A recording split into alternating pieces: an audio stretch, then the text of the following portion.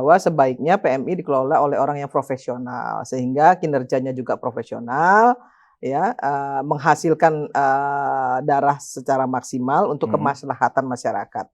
Itu aja. Jadi nggak jadi rebutan juga oleh tokoh-tokoh politik karena dua-duanya tokoh politik. Jadi orang akhirnya menilai, "Ini apa-apaan sih? Kok orang politik ngerebutin PMI?" Nah, gitu loh. Itu kan menjadi jelek juga di publik, di mata publik. Terhadap apa namanya, partai politik. Karena jujur Kak Irma, Iya, nggak, ini udah harus diperbaiki kalau menurut saya. keberadaan PMI Dengan ini adanya kisruh ini orang jadi justru terbangun juga akhirnya ya. iya, publik terbangun, Aha. pemerintah terbangun, parlemen terbangun. Iya, iya. Ada apa di dalam PMI, ya? Bagaimana pertanggungjawaban kinerja mereka dan dari mana mereka punya anggaran, ya kan? Didistribusikan kemana, kan harus ada pertanggungjawaban ke publik.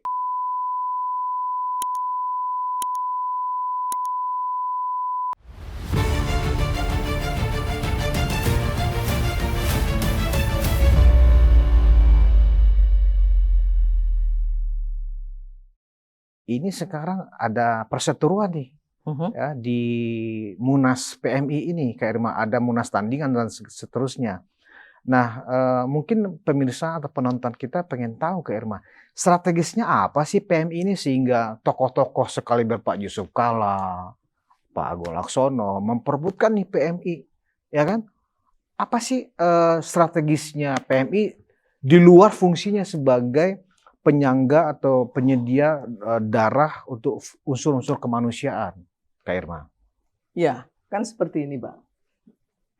PMI itu kan satu institusi yang non-profit oriented, nirlaba, toh satu.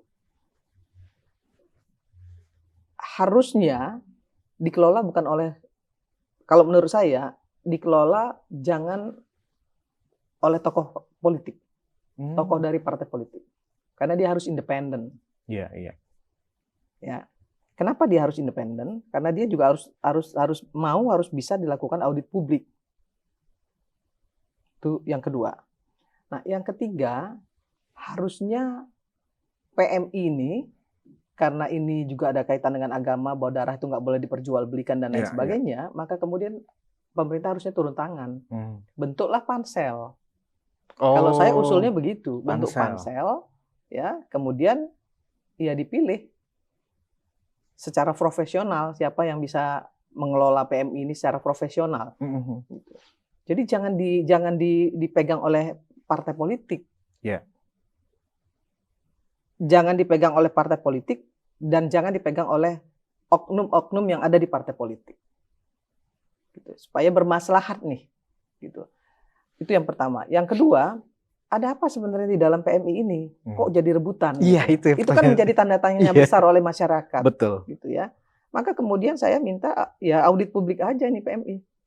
Lakukan audit publik dong. Kita harus tahu sebenarnya di dalamnya itu ada apa. Kenapa kok sampai sebegitunya gitu? Saling ingin menguasai gitu ya. Kan ini aneh gitu loh. Saya melihat ini aneh gitu. Karena ini kan nirlaba ya, non profit oriented. Nah, tapi ketiga yang ingin saya sampaikan, karena fungsi dari PMI ini krusial dan sangat berguna bagi masyarakat, maka yang mengelola harusnya profesional, ya, profesional dan independen, gitu. Jadi nggak ada yang boleh ngerebut sana rebut sini, yang nggak boleh yang ada yang klaim sana klaim sini juga, gitu. Jadi dikelola secara profesional oleh orang yang betul-betul menguasai dan tahu bagaimana cara secara mengelola. Regulasinya gimana sih Kak Irma? Nah, keberadaan PMI ini? Itu yang terus terang saja kami kan belum lihat nih ADART-nya seperti apa. Nah, nanti kan kita akan di masa sidang yang akan datang kita akan RDP nih soal ini, gitu ya, soal PMI ini, gitu. Kita akan pertanyakan gitu ya, seperti apa sih sebenarnya pengelolaan PMI ini gitu. Karena bank darah itu hari ini kita harus juga pahami bahwa bank darah itu penting bagi kesehatan manusia. Apalagi sekarang ada satu obat yang bisa dibuat dari darah. Ya, yang namanya plasma. Itu diambil dari darah. Dari darahnya masih bisa digunakan, tapi plasmanya juga membantu untuk pengobatan. umat manusia. Bukan darah loh yang dijual, tapi dan bukan dijual, tapi ini dikelola. Plasma ini dikelola untuk kesehatan masyarakat, kembali untuk kesehatan masyarakat. Nah, saya nggak tahu apakah ada kaitan dengan itu. Maka kemudian ini orang gontok-gontokan ini saya nggak tahu tuh. Gitu. Jadi ini perlu nanti memang akan kita tindak lanjuti nih di Komisi 9 gitu. Kenapa kok PM ini jadi kisruh gitu ya? Yang seharusnya PM ini bermaslahat bagi masyarakat, betul. Nah ini harusnya nggak boleh kisruh gitu, nggak boleh jadi rebutan gitu. Dan sampai hari ini memang mohon maaf ya, fungsi PM itu belum maksimal gitu ya. Bagaimana masih banyak sekali rumah sakit yang membutuhkan darah itu masih belum terpenuhi. Orang masih banyak yang menjual darah loh di rumah sakit itu. Saya tahu persis itu. Karena waktu saya masih jadi mahasiswa di Jogja itu banyak mahasiswa yang datang ke rumah sakit untuk nawarin darahnya. Gitu. Ini uang kiriman belum datang, dia datang ke rumah sakit cari orang siapa yang perlu untuk bisa. Nah, itu nggak bagus, nggak baik dan nggak boleh. Tapi prakteknya masih banyak. Nah, artinya kinerja PMI belum maksimal untuk bisa mencukupi kebutuhan darah dari semua rumah sakit, kan itu. Nah, maka kemudian yang harus mengelola ini orang profesional yang tahu betul bagaimana mengelola PMI ini sehingga PMI ini betul-betul maksimal kerjanya dan bisa meminimais ya oknum-oknum yang jualan darah di rumah sakit. Secara anggaran gimana, Kak Irma? PMI itu yang saya mohon maaf hari ini saya jujur menyampaikan saya belum tahu. Karena kami harus melihat dulu anggaran dasar, anggaran rumah tangganya. Karena kalau secara common sense aja, pasti ini adalah under pemerintah, ya kan? Karena ini kan tugas kemanusiaan. Betul. Banyak orang mengasosiasikan ini berarti under Departemen Kesehatan, ya kan, atau Kementerian Kesehatan. Tapi publik juga nggak paham, ya kan? Yang pasti di setiap provinsi, di setiap kabupaten dan kota ada Palang Merah Indonesia. Di seluruh dunia ada. Di seluruh dunia. Kalau kita di luar negeri kan namanya ICRC, ya kan? Nah, jadi kemudian ketika tokoh-tokoh besar seperti Pak Yusuf Kalla, juga sesama partainya juga Agung Laksono, ya kan, memperebutkan ini, ya kan. Dan Pak Yusuf Kalla kan udah 1 periode ya, kemudian maju lagi, bahkan aklamasi terpilih dalam Munas PMI. Nah, kemudian diperebutkan. Orang pasti berpikir, ya masyarakat berpikir, emang seksi ya PMI? Nah itu dia. Seksi apakah dalam hal anggaran, atau ada nilai bisnisnya di sana, atau memang secara jaringan ini bisa dikapitalisasi untuk kepentingan elektoral. Nah gimana nih Kak Irma? Ini yang saya terus terang ini lagi saya gali. Saya lakukan investigasi sama teman-teman ya. Ada apa di dalam PMI ini kok jadi rebutan partai politik loh, ya oknum partai politik loh ini ya. Saya bilang oknum ya, saya nggak mau sebut nama, tapi saya bilang ini jadi rebutan. Ini ada apa di dalam sana, gitu ya. Kemudian apa kaitannya dengan elektoral partai? Misal adakah kaitannya dengan elektoral partai atau apa? Saya nggak tahu nih. Kita masih terus terang kita masih meraba-raba. Tetapi yang jelas bahwa saya khawatir ada sesuatu yang pasti ada sesuatu hal yang mereka pasti ingin lakukan di sini, di dalam sini. Ya saya sebut aja terkait plasma darah tadi. Bisa saja itu karena itu, bisa saja. Saya juga nggak tahu nih, ya. Tapi karena memang sudah ada keinginan dari pemerintah untuk mengelola plasma darah ini. Di luar negeri kalau saya nggak salah plasma darah itu menjadi bisnis farmasi yang cukup besar. Besar-besar. Di luar negeri besar-besar nilainya. Dan tapi kan kalau di Indonesia karena memang kita 90% Muslim kan darah nggak boleh diperjualbelikan sehingga plasma itu tidak boleh dikomersialkan. Jadi dalam undang-undang kesehatan itu sudah jelas bahwa tidak boleh dikomersialkan. Jadi kalaupun kita mengelola plasma ini nanti ini tetap akan harus menjadi menjadi perusahaan-perusahaan yang nirlaba. Yang kebutuhan itu sebesar-besarnya untuk kepentingan masyarakat dan akan dikelola dan dikoordinasikan oleh Kementerian Kesehatan. Ya, sikap Komisi 9 sendiri melihat kisruh ini menunggu keputusan aja atau ikut memberikan semacam himbauan atau masukan kepada PMI pengurus atau kepada yang sudah terpilih atau bagaimana Kak Irma? Karena ini ada doa yang mengaku mereka punya munas yang juga punya ketua umum sendiri. Harus dipahami bahwa fungsi DPR ini kan hanya memberikan rekomendasi kepada pemerintah. Kalau ke swasta kita nggak bisa kasih rekomendasi. Tetapi kita ingin bahwa hal-hal yang terkait dengan kemitraan kita, ya, mitra kerja kita, tentu kita juga harus ikut membantu memfasilitasi. Maka kemudian kita harus tahu dulu sebenarnya duduk persoalannya seperti apa. Ya, kemudian di dalam PMI itu sendiri ada apa sih? Kenapa menjadi rebutan misalnya seperti itu? Kan kita belum tahu Bang ini masih gelap terus terang soal ini. Tapi saya sebagai bagian dari Komisi 9 menyampaikan ke publik, sebagai politisi saya menyampaikan ke publik harusnya PMI ini dikelola oleh swasta, oleh profesional yang bukan tokoh partai politik. Supaya independen. Ya kesannya kan kalau diributin kan berarti ini sesuatu yang seksi, yang ada sesuatu di dalamnya, pasti kan publik akan menyangka seperti itu. Ini ada apa nih kok sampai direbutin kan seperti itu.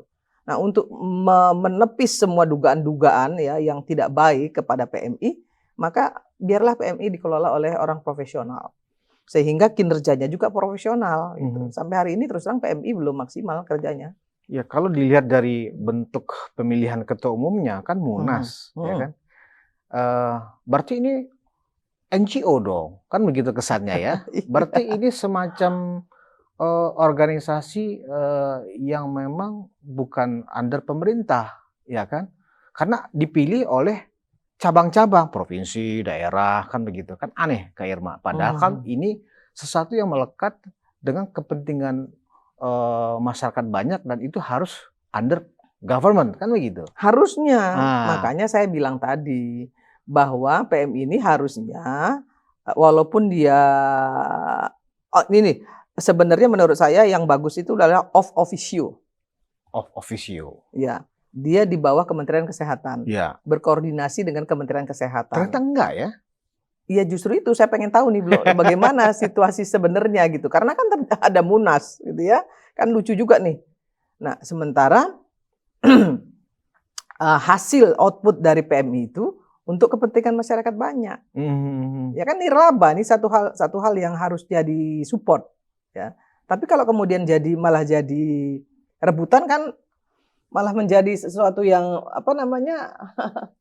nggak bermaslahat nanti. nanti. Sebenarnya masyarakat juga sebenarnya banyak yang nggak tahu, mungkin karena juga nggak peduli barangkali. Padahal ini kan fungsi PMI ini kan sangat penting ya, karena ketika di rumah sakit ketersediaan darah itu kan bagian dari sebuah rumah sakit bagus apa enggak kan begitu. Nah ternyata dengan kisruh ini orang yang bertanya-tanya. Apa pentingnya sih PMI diperebutkan? Dan ternyata orang juga baru sadar nih Kak Irma. Ternyata PMI itu kirain itu di bawah Departemen Kesehatan. Oh ternyata itu ada munasnya. Nah kalau ada munasnya kan seperti organisasi profesi atau seperti ormas ya kan, atau seperti partai. Ya seperti Bulan Sabit lah ya. Bulan Sabit itu juga seormas ya. Nah, tapi kan jelas gitu ya. Kalau ini kan ada kaitannya, jadi gini, PMI ini di mata masyarakat itu seolah-olah ya BUMN ya, masuk dalam BUMN, seolah-olah ya. Seolah-olah loh ya. Padahal bukan. Jadi seolah-olah PMI ini bagian dari pemerintah. Iya. Karena orang kan mendapatkan darah dari PMI nggak bayar. Betul. Gitu. Nah itu yang harus dijawab oleh tokoh-tokoh ini gitu. Kenapa kok berebut gitu? Kan sebenarnya ini pekerjaan mulia yang nggak ada gaji di situ, kemudian nggak ada juga efek elektoralnya di situ, ya kan? Kalau kita mau lihat ya, kenapa kok tokoh politik mau rebutin ini gitu? Tokoh politik loh ini. Dan ada juga tokoh politik yang kayaknya setelah nggak menjawab, pokoknya ini penting harus diraih terus gitu. Nah ini kan lucu. Seperti Pak JK, anggaplah begitu ya, karena ini faktanya lucu nih, seperti itu. Ini lucu nih, gitu ya. Maka saya bertanya-tanya, sebenarnya saya pribadi bertanya-tanya, ada apa sebenarnya dalam PMI? Ya, jadi semua orang juga akhirnya jadi aware apa, ya kan? Bukan ada apa dengan cinta, tapi ada apa dengan PMI. Karena begini Kak Irma, kalau Kak Irma mengusulkan pemilihan ketua umum PMI ini dengan pansel itu kan relevan kalau misalnya organisasinya seperti KPK misalnya ya kan, atau Komisi Yudisial misalnya, karena itu memang organisasi yang memang untuk kepentingan masyarakat banyak dan itu under pemerintah, under kontrol pemerintah. Lah ini kan bukan. Selama ini persepsi masyarakat, termasuk saya yang sama juga belum sadar, PMI itu kan di bawah Departemen Kesehatan atau Kementerian Kesehatan, ternyata bukan. Kalau ada Munas, mestinya kan itu kan ditunjuk Menteri Kesehatan kalau itu di bawah Menteri Kesehatan. Artinya unsur-unsur kompetensi dan kapasitas orangnya terpenuhi. Satu lagi, yang perlu diingat bahwa karena dia independen, dia harus diaudit publik juga supaya clear, gitu. Sehingga masyarakat tahu dari mana sih sebenarnya anggaran PMI ini, anggarannya dari mana, ya. Kemudian pertanggungjawabannya kepada siapa? Itu kan harus dipertanggungjawabkan juga, Bang. Hati-hati loh, karena ini untuk kemaslahatan masyarakat loh. Iya. Ya kan? Donor, namanya juga donor. Betul. Apakah dia mendapatkan anggaran dari negara donor? Ya kan, negara donor tuh banyak. Ada Ford Foundation, ada JP. Nah, dapatnya dari mana? Kan kita sampai hari ini kan gelap. Betul. Ya, siapa sebenarnya yang membackup PMI ini? Apakah pemerintah? Anggarannya dari pemerintah, supporting pemerintah, ataukah dari negara donor? Kan kita harus tahu. Betul. Kalau dia dapat dari negara donor, dia harus mau dilakukan audit publik. Karena kemana nih anggaran ini anggaran ini didistribusikan untuk apa dan lain sebagainya, kan harus ada pertanggungjawaban publik. Yeah. Kalau itu dapat anggarannya dari negara donor loh. Besar sekali loh Kak Irma, karena kalau itu biaya operasional setiap bulan, ada kantor pusat, ada kantor provinsi. Maka kemudian yang harus dilakukan sekarang adalah audit publik dulu. Kemudian diberi penjelasan juga ke publik dari mana anggarannya. Selama ini saya nggak ada satupun orang yang membicarakan PMI.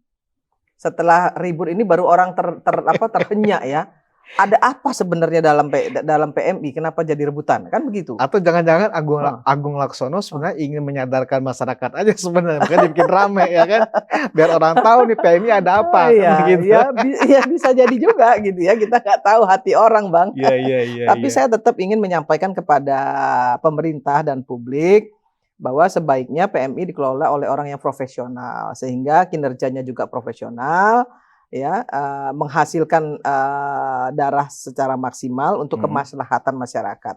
Itu aja. Jadi nggak jadi rebutan juga oleh tokoh-tokoh politik. Karena dua-duanya tokoh politik. Jadi orang akhirnya menilai, ini apa-apaan sih?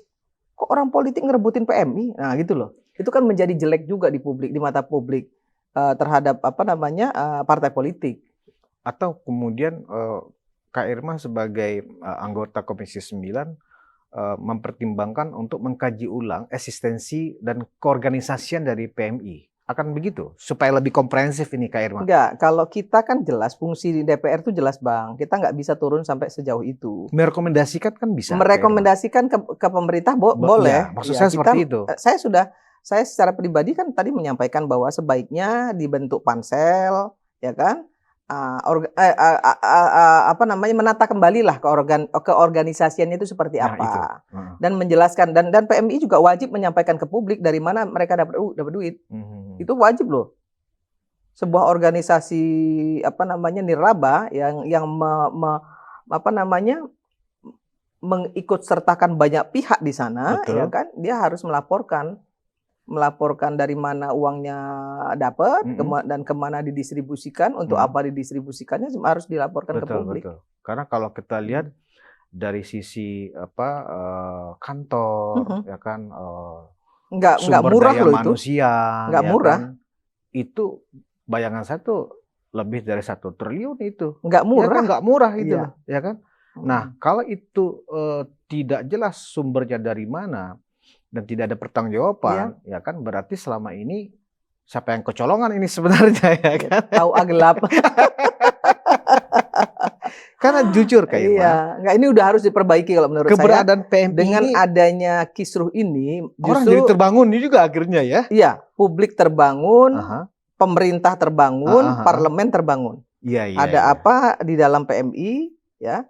bagaimana pertanggungjawaban kinerja mereka dan dari mana mereka punya anggaran, ya kan, didistribusikan kemana, kan harus ada pertanggungjawaban ke publik. Itu yang harus dilakukan. Jadi soal Kemelut ini Komisi 9 nggak mau ikut campur ya, Kak Irma ya? Bukan nggak mau ikut campur, tapi kami hanya kalaupun kami bisa, kami akan memfasilitasi untuk bisa menyampaikan kepada pemerintah, gitu ya, melalui Kementerian Kesehatan. Untuk bisa Kementerian Kesehatan yang mungkin berkoordinasi dengan PMI, gitu. Jadi kita nggak bisa turun langsung dan tidak punya otoritas juga untuk ikut campur, gitu. Paling hanya merekomendasikan dan speak up lah. Kemana? Ke Kementerian Hukum ya, karena kan hasil Munas kan disahkan oleh Kementerian Hukum. Tapi saya sebagai pribadi nih, sebagai rakyat, saya minta ada audit publik supaya kita jelas nih sekarang dari mana anggarannya, kemudian digunakan untuk apa, distribusinya berapa, dan untuk apa, dan lain sebagainya. Itu sekarang udah harus kita tahu.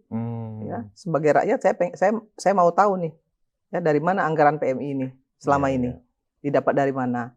Kemudian dipergunakan untuk apa saja, kita harus tahu. Dan harus ada audit publik. Jadi ada hikmahnya juga apa yang dilakukan oleh Agung Laksono ini sebenarnya jangan-jangan ya kita kan mengira-ngira, jangan-jangan memang sengaja untuk memberitahu masyarakat PMI itu apa sih, kan begitu. Bisa saja, bisa saja. Karena kita wajib juga tahu, ya kan. Karena seperti yang saya sampaikan tadi, saya sendiri memahami bahwa PMI itu adalah independen dan ada dalam koordinasi Kementerian Kesehatan. Kan gitu. Ternyata tidak, ya kan. Supaya ini akan ada kejelasannya ya. Baik Kak Irma, kita sudah lebih dari 1 jam. Ada 2 topik yang kita diskusikan hari ini, semoga bermanfaat buat penonton kita semua. Terima kasih Kak Irma. Penonton Ruang Konsensus Unpacking Indonesia, demikian perbincangan kami. Dan silakan Anda berkomentar, dan kita memang selalu berpikir positif. Ada 2 peristiwa yang kita ulas tentang Pak Jokowi akan berlabuh kemana dan PMI itu sebenarnya ada di mana. Kita ketemu di episode selanjutnya. Terima kasih atas perhatian Anda. Wassalamualaikum warahmatullahi wabarakatuh. Waalaikumsalam warahmatullahi wabarakatuh.